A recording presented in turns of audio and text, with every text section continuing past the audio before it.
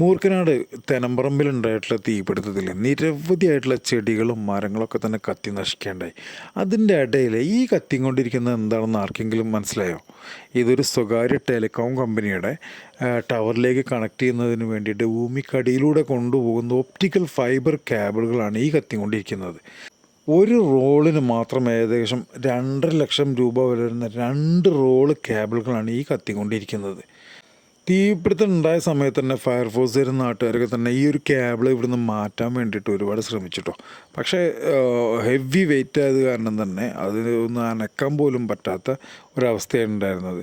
പിന്നെ ഈ കേബിൾ കത്തിക്കൊണ്ടിരിക്കുക എന്ന് പറഞ്ഞു കഴിഞ്ഞാൽ ഇതിപ്പോൾ ഏകദേശം ഇപ്പോൾ ഈ തീപിടുത്തം നടന്ന ഇന്ന് മുതൽ നാളെ രാവിലെ വരെയോ മറ്റന്നാൾ വരെയോ ഒക്കെ തന്നെ കത്തി നിൽക്കാൻ സാധ്യതയുണ്ടെന്നാണ് ഇതിൻ്റെ ഉത്തരവാദിത്തപ്പെട്ട കമ്പനിയുടെ മേധാവികൾ നമ്മളോട് പറയുന്നത്.